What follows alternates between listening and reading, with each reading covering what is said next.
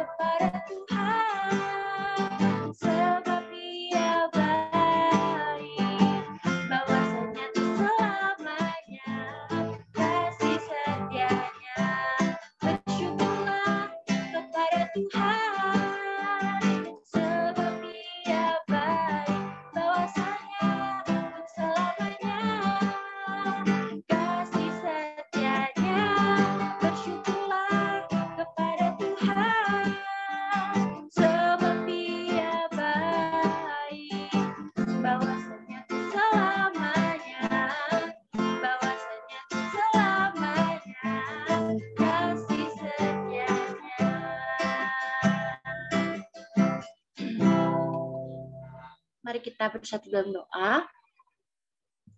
Tuhan Yesus, terima kasih karena Tuhan terus pimpin setiap dari kami, setiap pelayan-Mu, setiap hamba-Mu, sehingga kami bisa berkumpul bersama-sama di room Zoom pada malam hari ini. Kiranya Tuhan pimpin ibadah komsel kami dari awal hingga akhir tanpa ada gangguan internet. Tuhan pimpin juga teman-teman kami yang mungkin dalam perjalanan pulang kerja, yang belum sampai di rumah, kiranya sampai dengan selamat tanpa kekurangan satu apapun. Terima kasih Tuhan Yesus. Kami telah berdoa, amin. Oke. Dengan lebih semangat dan dengan bertepuk tangan, mari kita menyanyikan lagu Bangkit Serukan Nama Yesus.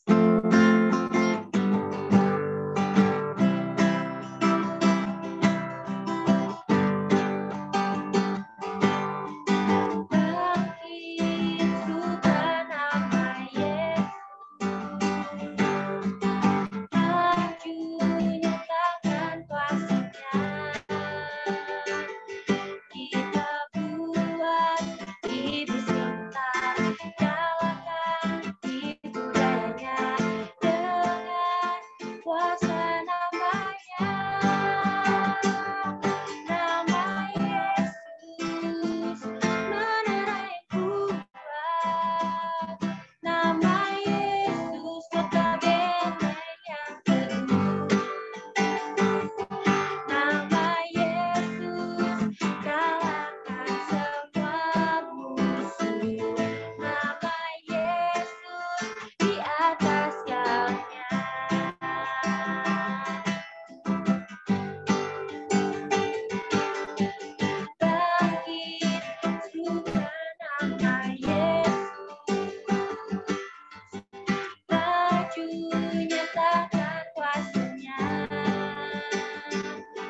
kita buat iblis gemetar, kalahkan tipu dayanya dengan kuasa namanya.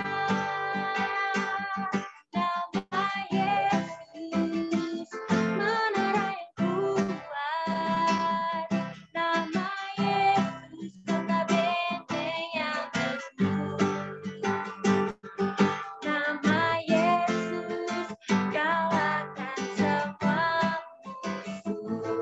Nama Yesus di atas segalanya. Nama Yesus menara yang kuat. Nama Yesus kota benteng yang teguh. Nama Yesus kalahkan semua musuh. Nama Yesus di atas segalanya. Nama Yesus kalahkan semua musuh. Nama Yesus di atas segalanya. Oke, kita akan masuk ke dalam firman Tuhan yang akan dibawakan oleh Kakak Senja.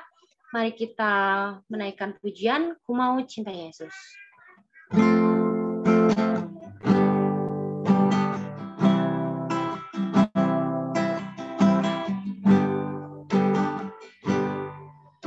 mau cinta Yesus selamanya. Ku mau cinta Yesus selamanya. Meskipun badai silih berganti dalam hidupku, ku tetap cinta Yesus selamanya. Ya Allah, Bapa, ini aku anakmu, layakkanlah seluruh hidupku. Ya Allah, Bapa, ini aku anakmu, pakailah sesuai dengan rencanamu.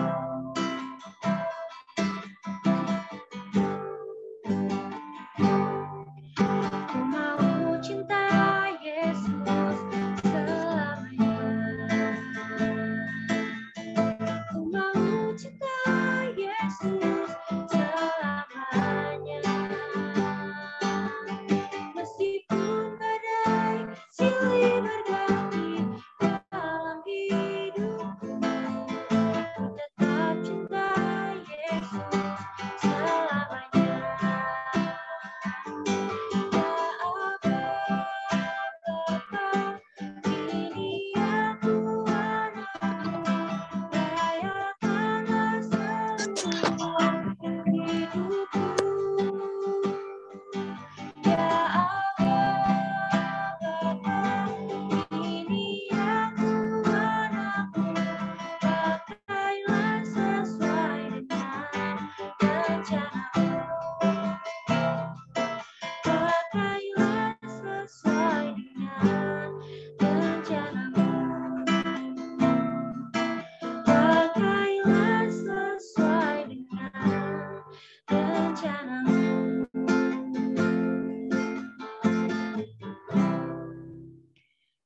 Untuk sesi firman Tuhan, saya serahkan kepada Kakak Senja.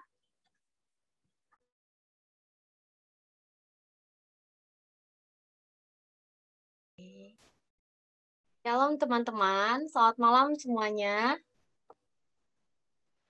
Senang bisa kembali berkumpul, bertemu bersama teman-teman di tengah segala sibuknya gitu ya, sibuknya studi, sibuknya pekerjaan ataupun pelayanan. Bersyukur karena hari ini kita bisa sama-sama diperlengkapi lagi lewat kebenaran firman Tuhan. Mari kita sama-sama satu dalam doa. Tuhan Yesus, Bapa Allah kami yang bertata di atas kerajaan sorga, kami bersyukur ya Allah untuk setiap kasih setiamu yang terus kami rasakan sepanjang hari ini. Sampai detik ini pun kami terus merasakan bahwa Tuhan mencintai kami dan terus berada di sisi kami. Ya Tuhan, saat ini kami mau sama-sama mendengarkan firman, merenungkan firman dengan topik buah roh, yaitu sukacita. Biarlah Tuhan yang tolong agar Senja boleh membagikan dengan baik apa yang Senja sudah nikmati terlebih dahulu. Dan biarlah teman-teman yang mendengarkan dapat mengerti serta kami semua siap mengaplikasikan firman Tuhan. Kami serahkan pemberitaan firman Tuhan dan waktu sharing kami kepada Tuhan. Amin. Oke. Aku mau mulai dari mana ya? Nah, teman-teman, minggu lalu tuh kita udah bahas juga tentang buah roh ya. Buah roh yang pertama yaitu kasih. Nah, aku kebagian buah roh yang kedua, yaitu sukacita. Nah, teman-teman, ketika aku merenungkan topik ini, berarti ini lagi bahas tentang rangkaian buah-buah roh gitu ya. Aku kepikir tentang apakah Tuhan mengurutkan antara kasih, sukacita, damai sejahtera, dan lain-lainnya itu loh. Jadi apakah secara urut apa enggak gitu kan ya. Tapi terlepas dari itu semua, biarlah apa yang di-sharingkan hari ini boleh jadi berkat gitu ya buat teman-teman. Nah, aku juga terbuka buat teman-teman yang nanti mau meresponi, mau menambahkan, atau mau bertanya. Di sini kita bisa saling melengkapi satu sama lain. Nah, teman-teman, setelah kita mengerti dan mengetahui tentang buah roh yang pertama, yaitu kasih, selain kasih, Roh Kudus juga memampukan kita untuk meraih buah roh yang kedua, yaitu sukacita. Sukacita adalah perasaan senang, gembira, dan full of joy. Namun sukacita yang diberikan oleh Roh Kudus nih berbeda sama sukacita yang dikenal atau ditawarkan oleh dunia. Kita bisa sama-sama lihat ada pandangan dunia tentang sukacita yang mengira sukacita itu adalah sebagai kegembiraan atau happiness gitu. Namun sesungguhnya sukacita yang dimaksudkan oleh firman Tuhan adalah joy. Apa perbedaan antara kegembiraan dengan sukacita? Yang pertama, kegembiraan itu berorientasi atau berfokus berdasarkan hasil atau sesuatu yang berasal dari luar.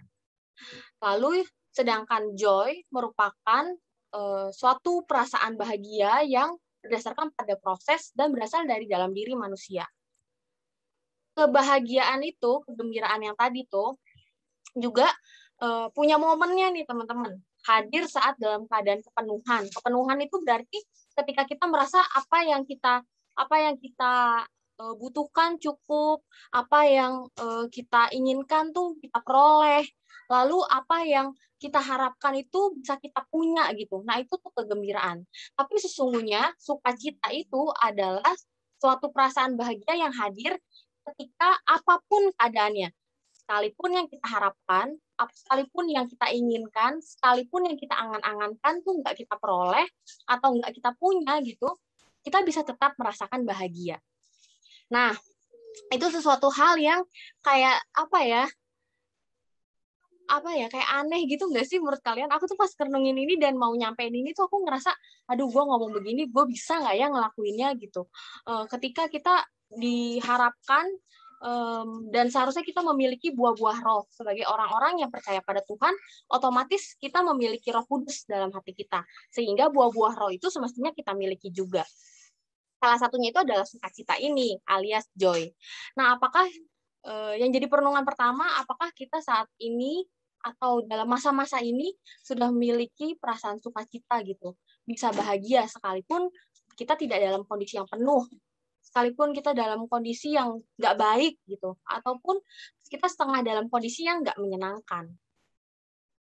Nah, ketika aku searching tentang definisi dari happiness atau kebahagiaan dan joy, yaitu sukacita, dari Wikipedia, kebahagiaan itu bermakna kegembiraan yang merupakan keadaan dari pikiran atau perasaan yang ditandai, ini aku garis bawahin ya teman-teman, yang ditandai dengan kecukupan hingga kesenangan, cinta, kepuasan, kenikmatan, atau kegembiraan yang intens. Jadi unsur kebahagiaan tuh ada hal yang cukup, hal yang dipenuhi gitu. Ada hal yang dimiliki atau diterima. Sedangkan sukacita adalah perasaan bahagia yang bercampur dengan perasaan diberkati. Nah, pertanyaan dan perenungannya gitu ya, yang juga aku tuh renungin dalam masa-masa persiapan ini adalah ketika kita gagal, ketika kita nggak mendapatkan apa yang kita mau, apakah di situ ada perasaan diberkati atau enggak gitu? Apakah ketika gagal berarti Tuhan tidak memberkati kita gitu? Nah, itu yang jadi perenunganku gitu dalam masa-masa persiapan. Nah, namun dalam aku memikirkan dan merenungkan itu, ada hal yang aku tangkap, yaitu ketika kita bersukacita di tengah kegagalan itu, berarti kita harus berfokus pada apa yang Tuhan berikan selain yang kita inginkan gitu. Misal, aku ngalamin gagal untuk dapat jurusan tertentu yang aku harapkan. Aku pengennya jadi dokter, tapi ternyata aku jadi jurusan teknik sipil gitu kan saat ini. Apa sih yang bisa jadi sukacitaku? Padahal aku nggak dapet apa yang aku inginkan, apa yang aku pengen tuh aku nggak punya gitu kan. Tapi satu sisi aku melihat bahwa di balik kegagalanku dalam memilih bidang medis sebagai seorang dokter, Tuhan kasih aku teknik sipil. Apa yang menjadi sukacitaku gitu? Ya salah satunya adalah pertama aku tetap Tuhan kasih kesempatan untuk kuliah. Sekalipun nggak yang aku mau gitu, nggak yang aku inginkan gitu. Lalu juga di balik setiap studi yang Tuhan percayakan selanjutnya, ada penyertaan Tuhan di dalamnya. Nah, itu dia. Nah, teman-teman, ketika kita salah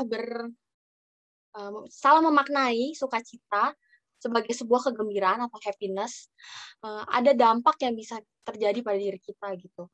Ketika kita menganggap sukacita itu adalah sesuatu yang perasaan yang kita miliki ketika kita tuh punya sesuatu dan mendapatkan segala sesuatunya, atau ketika kita merasa baik-baik aja semuanya, nah kita akan mudah kecewa jika tidak sesuai harapan gitu. Melainkan semestinya kita tuh punya sukacita yang sekalipun kita gagal, kita tetap sanggup untuk tetap bersukacita. Nah, kayak gitu sih teman-teman. Jadi biarlah kita punya konsep pemikiran yang baik dulu gitu saat ini. Melihat bahwa sukacita itu bukanlah sesuatu yang berdasarkan pada hasil ataupun berdasarkan pada hal di luar kita gitu, pekerjaan yang mungkin gajinya besar, nilai yang bagus gitu kan, ataupun keluarga yang semuanya adem-adem aja gitu. Tapi biarlah sukacita kita bisa kita fokuskan kepada proses dan penyertaan Tuhan di dalamnya. Ini dia beberapa karakteristik dari sukacita Roh Kudus gitu. Ini kan bahro ya teman-teman, otomatis berasal dari Roh Kudus. Nah, salah satunya adalah yang pertama, sukacita itu muncul karena penyertaan Allah atau karena hidup bersama-sama dengan Allah. Yang menjadi tolak ukur pertama untuk kita bersukacita adalah keintiman kita dengan Allah dan keberadaan Allah di dekat kita. Itu menjadi tolak ukur pertama gitu untuk kita bisa bersukacita. Nah, ketika kita gagal, kenapa aku bilang kita harus tetap bersukacita? Karena yang pertama, kita menjadi pribadi yang sesungguhnya masih berada dalam penyertaan Tuhan gitu. Tuhan tetap ada di dekat kita.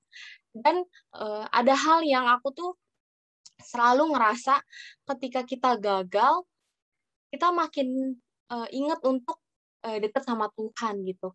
Kita ingat untuk menyerahkan diri kepada Tuhan. Walaupun nggak baik juga sih kalau ingat dekat sama Tuhan ketika gagal aja gitu kan. Nah, selain itu, keintiman kita dan relasi kita dengan Tuhan yang menjadi dasar kita sukacita adalah ketika kita tuh sebagai anak-anak Tuhan masih diberikan kesempatan untuk memanggil dia Bapa gitu.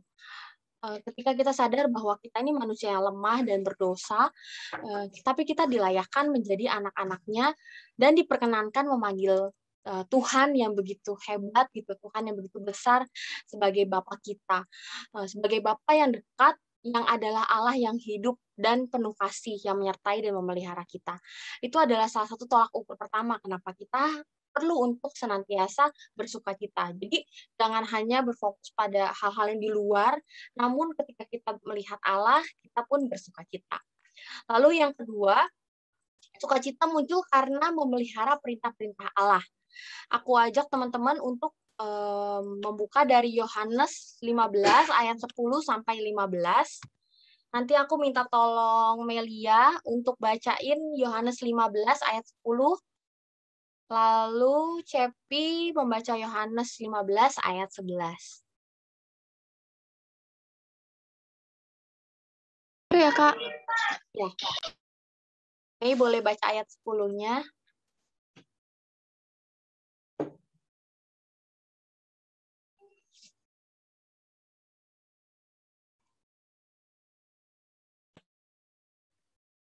Yohanes kan, Kak? Tadi belum ada suaranya. Yohanes kan, Kak? Ya, betul. Yohanes 15 ayat 10. Nanti Cepi ayat 11.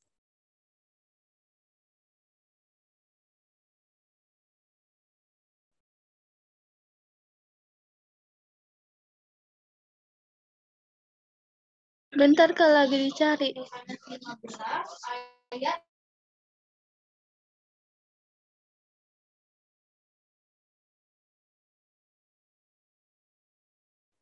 Ketemu, Mei? Jikalau kamu menuruti perintahku, kamu akan tinggal di dalam kasihku, seperti aku menuruti perintah Bapakku dan tinggal di dalam kasihnya. Cepi? Ayat 11, semuanya itu kukatakan kepadamu, supaya sukacitaku ada di dalam kamu, dan sukacitamu menjadi penuh. Oke, terima kasih.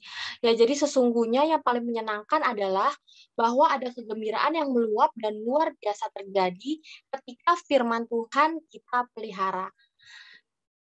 Bagaimana kegembiraan ini bisa terjadi gitu ya? Aku agak mikir sih, kenapa ketika firman Tuhan kita pelihara, kita merasakan sukacita gitu. Nah, karena firman Tuhan atau perintah-perintah Allah memberkati kehidupan kita, juga membawa kita kepada kehidupan yang tenang, aman, dan tentram. Jadi mari kita sama-sama menjadi pribadi-pribadi yang terus memelihara perintah-perintah Tuhan dalam hidup kita, sehingga kita senantiasa merasakan sukacita. Dan selain itu, firman Tuhan juga menolong kita untuk mengerti apa yang baik dan yang benar, sehingga kita dapat menjalani setiap kehidupan kita itu dengan aman, dengan tentram, dengan benar gitu.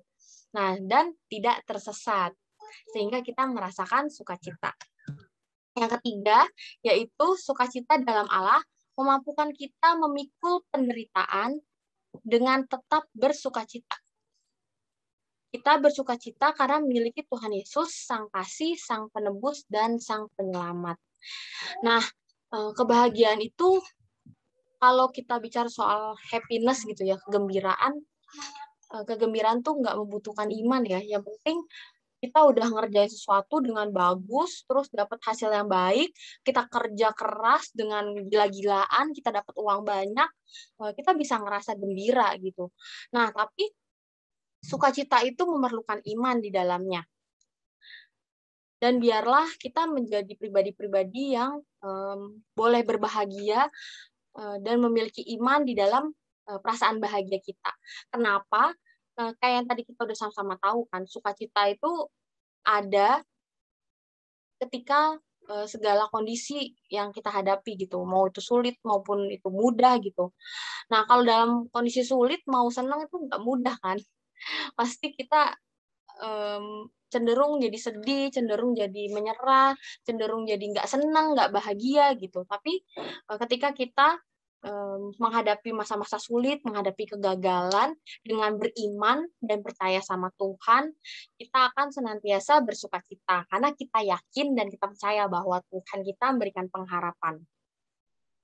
Lalu poin yang keempat, sukacita adalah karena memberi, bukan karena menerima. Kegembiraan atau kebahagiaan yang dunia tawarkan adalah ketika kita memperoleh atau menerima sesuatu. Oh, anak-anak tuh seneng karena dikasih hadiah. Lalu, oh karyawan itu bahagia nih, senang kerja kalau dapat bonus. Oh, di rumah itu anak-anak rajin bantu ayah sama ibu karena suka diajak jalan-jalan. Nah, misalnya kayak gitu. Kegembiraan yang ditawarkan dan apa ya, jadi mindset, jadi apa yang tertanam gitu ya dari dunia itu adalah ketika kita menerima. Tapi sukacita justru adalah bahagia ketika kita dapat memberi, ketika kita dapat mengeluarkan sesuatu dari diri kita untuk bisa jadi berkat bagi orang lain. Sehingga kita belajar untuk boleh berfokus juga kepada orang lain, tapi tidak terlalu berfokus pada diri sendiri. Kita penting untuk memperhatikan diri sendiri, tapi tetap lebih baik ketika kita tuh berfokus kepada orang lain. Nah, sukacita yang ditawarkan oleh dunia yang tadi itu juga beresiko memberikan kekecewaan bagi kita gitu. Karena yang tadi dibilang kan, kalau kita nggak dapat apa yang kita inginkan, kita cenderung jadinya kecewa, bahkan gak jarang jadinya nggak percaya lagi sama Tuhan, karena ngerasa apa yang diharapkan, apa yang diinginkan, apa yang seharusnya dia punya itu nggak dia miliki gitu. Sukacita dalam Allah, dalam Tuhan, yang menjadi buah roh, juga merupakan sukacita karena kita bisa memberi apa yang kita bisa dan apa yang kita mampu lakukan demi kebahagiaan dan kebaikan orang lain. Tapi kalau misalnya terlalu yang ekstrim banget, ada tuh orang-orang yang terlalu seneng ngelakuin segala sesuatu buat orang lain, tapi dia nggak mikirin dirinya sendiri. Nah, itu juga nggak berhikmat ya teman-teman. Jadi ketika kita senang bersukacita untuk memberi atau melakukan sesuatu yang baik untuk orang lain, kita butuh hikmat dan juga perlu tahu sebatas mana yang menjadi kemampuan kita, kesanggupan kita, dan apa yang Tuhan mau untuk kita lakukan bagi orang lain. Nah, poin yang kelima, banyak ya poinnya ya. Poin yang kelima, sukacita adalah suatu karunia dan buah dari Roh Kudus. Nah, itu yang perlu kita ingat-ingat. Ini adalah buah dari Roh Kudus. Ketika kita mau jadi pribadi yang senantiasa bersukacita, kita harus mau jadi pribadi yang juga mengundang Roh Kudus hadir dan hidup serta tinggal dalam hati kita. Salah satunya adalah menerima Tuhan dengan sebagai Tuhan dan Juru Selamat kita, sehingga Roh Kudus hadir dalam diri kita. Karena dengan sukacita, niscaya kita juga dimampukan menghadapi dan mengelola apapun dengan teguh dan penuh dengan iman. Melewati suka duka kehidupan dalam kebenarannya untuk tujuan kemuliaan nama Tuhan. Jadi ketika kita jadi pribadi yang sukacita, jadi pribadi yang senantiasa boleh menampakkan sukacita itu gitu, niscaya kita juga jadi pribadi yang jadi berkat buat orang-orang sekitar kita dan menyatakan kemuliaan nama Tuhan. Nah, pertanyaan selanjutnya tentang bagaimana sukacita sejati dan sempurna ini dapat berkarya dalam diri kita. Kita sempat mikir sih, aku sempat mikir, aku tahu teorinya gitu ya, misalnya ya aku mengerti, oh ternyata sukacita itu ketika kita melihat dan kita tahu bahwa Tuhan sayang sama kita dilayakkan jadi anaknya. Lalu gimana sih gitu supaya kita dapat berkarya, sukacita itu tuh bisa berkarya dalam diri kita. Yang pertama, tetaplah tinggal dalam kasih Yesus. Itu ada di Yohanes 15 ayat 10 sampai 11. Dan biarlah kita tetap tinggal dalam kasih Yesus serta dalam kehidupan sehari-hari itu kita mau terapin gitu. Kita bisa ngerasain Tuhan sayang sama kita, Tuhan mengasihi, tapi kita nggak menyatakan itu dalam kehidupan sehari-hari, itu akan percuma sih teman-teman. Lalu yang kedua, senantiasalah taat berdoa. Karena berkomunikasi dua arah dengan Allah secara langsung, itu adalah suatu hal yang penting dan bukan hanya sekedar asal berdoa, namun kita penting untuk bisa berdoa secara mendalam. Jadi nggak hanya sekedar bilang, Tuhan berkati hari ini, biar baik-baik aja, biar semuanya lancar. Amin. Nah, itu Tiap orang sih bisa menilai masing-masing, tapi secara pribadi aku melihat bahwa doa yang seperti itu bukan doa yang mendalam gitu. Dan ketika berdoa juga penting untuk kita menyatakan setiap isi hati kita dengan lengkap, dengan jelas kepada Tuhan, dan benar-benar menikmati waktu-waktu berdoa kita dengan Tuhan. Lalu yang ketiga yaitu tekun membaca kitab suci dan hidup dalam firman-firman-Nya. Kitab suci itu merupakan surat cinta dari Allah. Kalau Koyo suka sebut ya, Lectio Divina. Salah nggak ya cara sebut aku? Yaitu Lectio Divina, di mana segala pesan dan janji kasih-Nya Tuhan itu disampaikan untuk kita dan akan dinyatakan bagi kita yang mengasihinya juga gitu. Jadi itu bukan sekedar tulisan, tapi benar-benar isi hati Tuhan dan surat cinta Tuhan bagi kita. Yang keempat, mari selalu berusaha menjadi pribadi yang other-centris. Jadi berfokus pada orang lain dan senantiasa rendah hati. Sehingga kita dimampukan untuk terus bersukacita.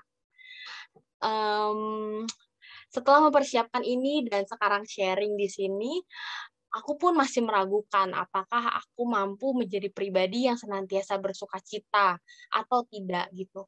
Tapi satu hal yang diteguhkan melalui bagian ini adalah Tuhan terus bersamaku, Tuhan besertaku, Tuhan di sisiku. Sekalipun aku gagal untuk bisa terus bersukacita, tapi Tuhan sanggupkan aku untuk bersukacita. Nah, teman-teman, di bagian berikutnya, aku mau sharing pengalamanku. Sebelumnya Nia akan nampilin sebuah foto. Bisa ditampilin nggak ya, Nih, fotonya? Nah, ini. Coba teman-teman ini pada di sini nggak ya? Pada ada nggak ya? Harry ada di tempat, Devita, Lionel ada. Oke. Nah, teman-teman ngelihat gambar ini, apa yang terlintas di dalam pikiran kalian? Makanan. Makanan. Oke, terus ada lagi Gemblong dan teh pucuk. Apa-apa? Gemblong dan teh pucuk. Gemblong dan teh pucuk. Oke, terus yang lain ada yang kepikiran? Ada tugas tuh Kak di samping. Apa-apa? Ada tugas tuh Kak. Matematika dia males ngerjain. Ada tugas. Meja kerja tuh Niko. Nah, udah komplit banget nih yang kalian sampaikan ya teman-teman. Yang paling tepat yang sebenarnya mau aku bilang adalah teh pucuk dan combro. Itu mirip-mirip tadi tuh si Harry ya bilang itu apa? Tadi misro ya? Gemblong. Oh, gemblong. Nah, itu combro, Harry gitu. Nah, ini bukan sekedar teh pucuk atau combro aja gitu. Tapi di balik teh pucuk dan combro ini ada peristiwa yang melatar belakangi. Aku mau sharing, aku usahakan dengan singkat, tapi biarlah ada pesan dan pengalaman yang bisa teman-teman tangkap gitu dari sharing aku gitu.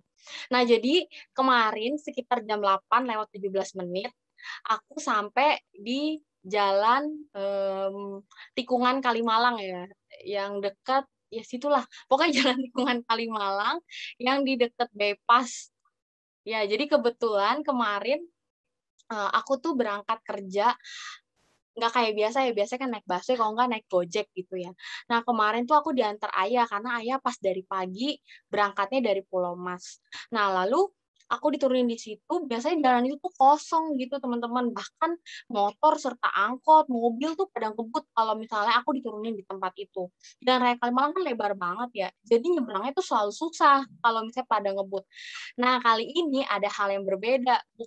Hari ini nyebrangnya susah juga, tapi bukan karena banyak orang yang ngebut, tapi karena banyak mobil serta motor yang berhenti gara-gara macet. Nah, aku pas nyebrang aja tuh aku udah permisi-permisi ke motor-motor yang pada dempet-dempet gitu. Nyampe di ujung, akhirnya aku berhasil sampai di ujung. Aku nunggu angkot 26 warna biru. Aku celingak-celinguk itu nggak ada angkot sama sekali yang angkanya 26. Adanya 18 sama 19. Nah, itu beda rute, nggak ke kantor aku gitu. Nah, terus aku coba nunggu 15 menit gitu kan. Nyampe lah 20 menit. Dan anehnya 20 menit itu mobil-mobil itu juga kagak geser. Aku sampai heran kenapa gitu kan. Akhirnya aku mutusin untuk jalan kaki ke arah bypass. Berharap ada angkot lain gitu, angkot 26 lain yang ada di situ supaya aku bisa naik angkot yang lain.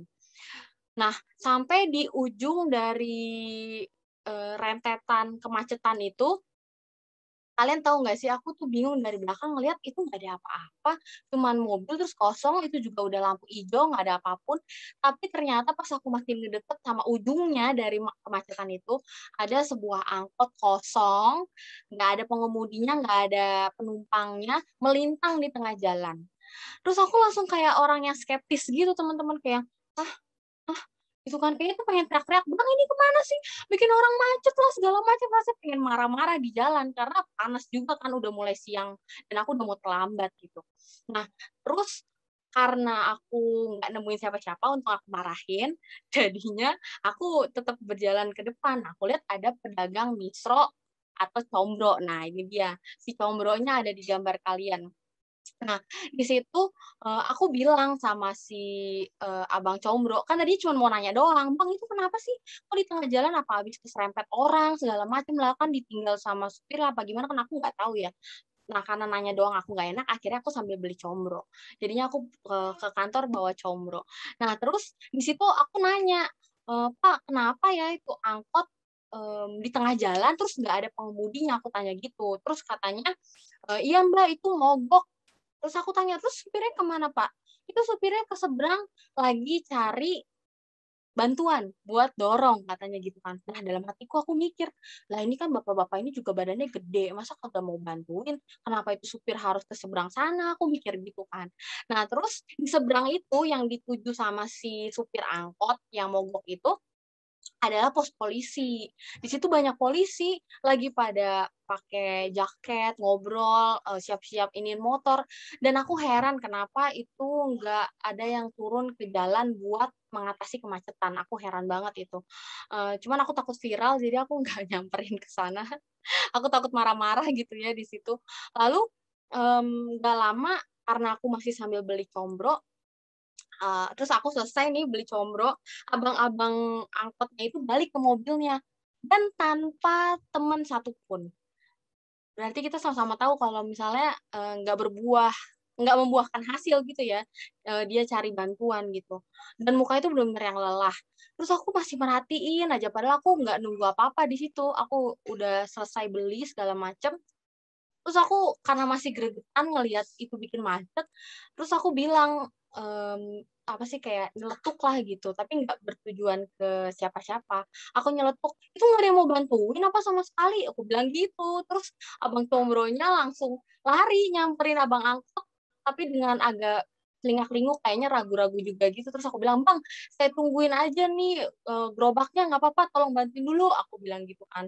Nah, terus ternyata 2 orang ini juga nggak sanggup nih teman-teman untuk, dorong mobil itu ke pinggir ataupun nepi gitu ya. Aku celingak-celinguk lagi, siapa lagi ada orang di sini. Nah, aku ngeliat ada seorang bapak yang lagi parkirin motor depan warung.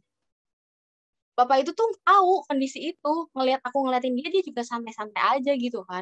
Terus aku langsung nyamperin, aku bilang, Pak, boleh nggak saya minta tolong bantuin abang combro itu sama si supir buat dorong," aku bilang gitu kan. Dia awalnya agak ragu, terus aku bilang, "Nggak apa-apa Pak, motornya saya yang jagain, sama warungnya ini kan warung Bapak ya, nggak apa-apa saya tungguin dulu," aku bilang gitu. Terus, akhirnya si bapak itu tuh nyamperin si supir angkot. Dan alhasil, selesai lah gitu ya, dia selesai, terus aku karena tahu dia ternyata pemilik warung yang tadi, aku beli minuman di warung itu. Nah, apa yang bisa aku bagikan, adalah salah satunya di tengah kondisiku yang kemarin rasanya tuh aku udah kesiangan gitu, aku bingung mau cari angkot di mana gitu.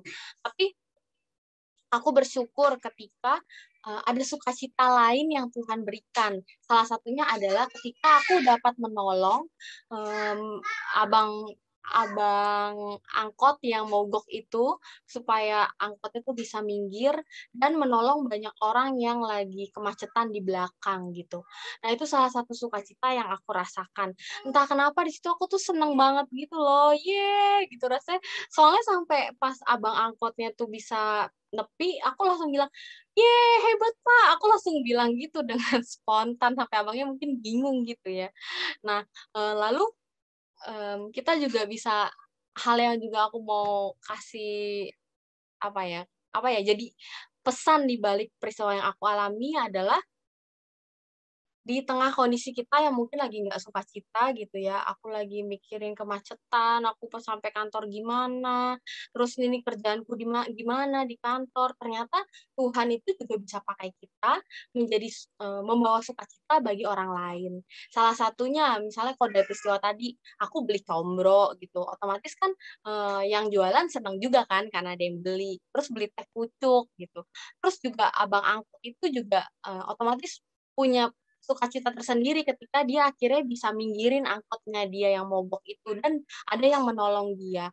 Nah, teman-teman, biarlah kita jadi pribadi-pribadi yang juga terus peka sama Tuhan ketika kita diberi kesempatan untuk membawa atau menjadi sukacita bagi orang-orang di sekitar kita.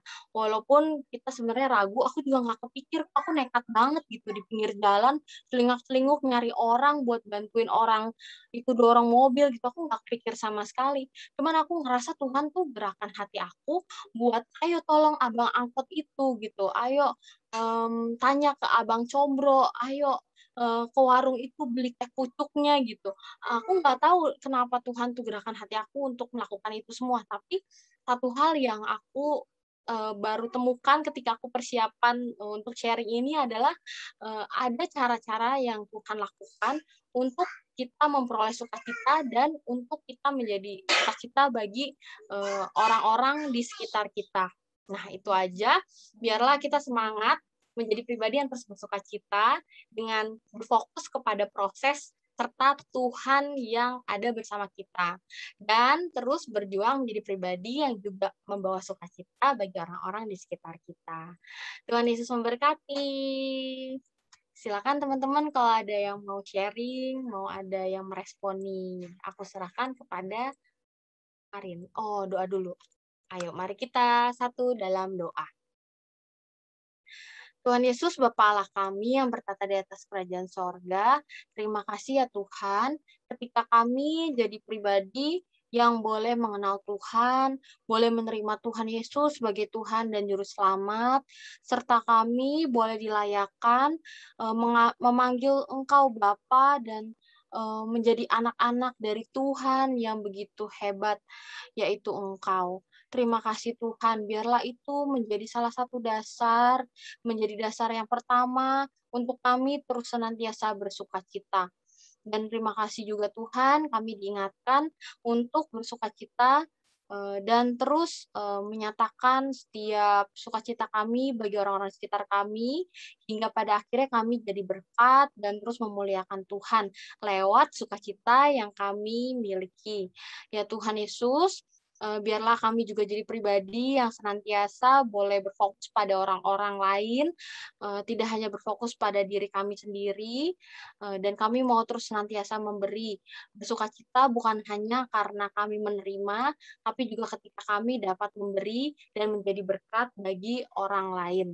Ya Tuhan, memohon padamu, biarlah Tuhan yang tolong, agar kami mau terus berfokus pada Tuhan, dan juga terus bersukacita dalam setiap tahapan, fase hidup kami saat ini. Sekalipun itu sulit, sekalipun itu semua berat, tapi kami yakin Tuhan yang bersama kami, Tuhan yang memberikan kekuatan, memberikan pengharapan, serta terus menolong kami dan memampukan kami untuk bersukacita. Dalam nama Tuhan Yesus, kami telah berdoa dan mengucap syukur. Amin. Aku serahkan kepada Karin.